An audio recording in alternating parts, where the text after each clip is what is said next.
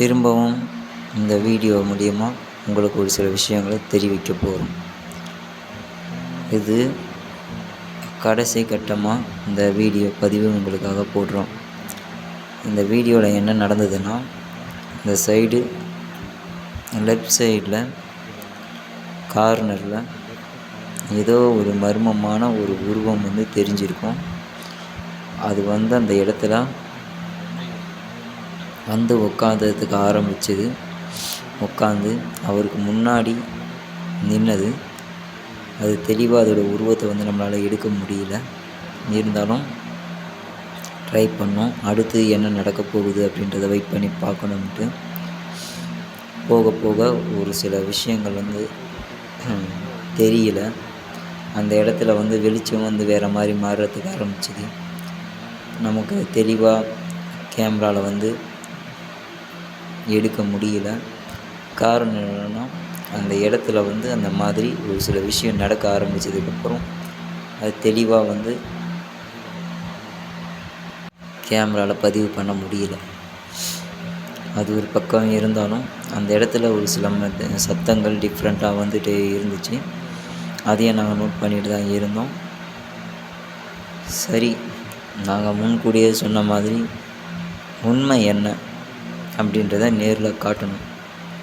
இந்த மாதிரி ரியலான விஷயத்தை வெளியில் கொண்டு வரணும்.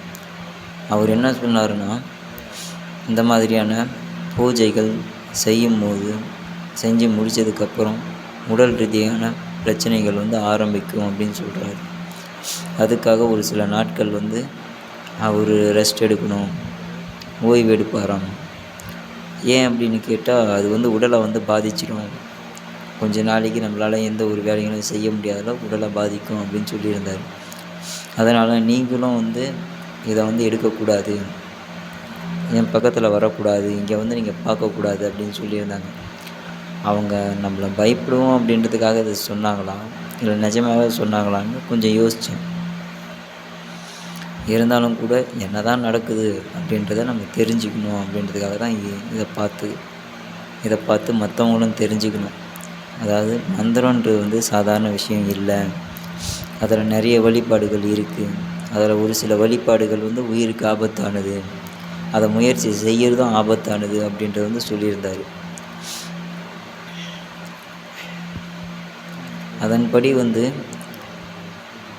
நாங்களும் சரி, இவங்க சொல்கிற மாதிரி ஏதாச்சும் விபரீதம் நடந்தால் என்ன பண்ணுறது அப்படின்றதுக்காக கொஞ்சம் தள்ளியே இருந்து பார்த்துட்டு இருந்தோம்.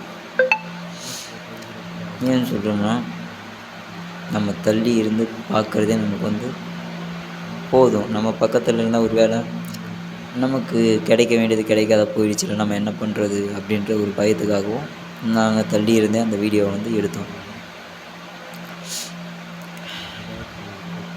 கடைசியாக என்ன சொல்கிறோன்னா, இந்த மந்திரம் தந்திரம் இதெல்லாம் இருக்கிறது நிஜமா பொய்யா அப்படின்றது நமக்கு வேண்டாம்.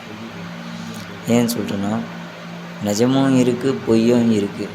அதை நம்ம ஆராய்ச்சி பண்ணணும்னா ரொம்ப அதுக்காக நம்மளோட ஹிஸ்ட்ரிஸ் எல்லாம் எடுத்து பார்க்க வேண்டி வரும். புராண கதைகள்லாம் வரும். ஏன்னா நம்ம காலம் பொருந்ததே மந்திரத்தில் இருந்து ஆரம்பிச்சதுன்னு நம்மளோட சித்தர்கள் சொல்லியிருக்காங்க. அதுபடி அந்த ஆராய்ச்சி நம்மளால் இப்போதைக்கு பண்ண முடியாது. இருந்தாலும் உண்மை என்னன்றதை வெளிப்படுத்தணும். அதுக்கான ஒரு முயற்சி தான் இது. இதே மாதிரி உண்மை எங்கே இருக்கோ உண்மையான விஷயங்களை தேடி எங்களோட பயணம் போகும்.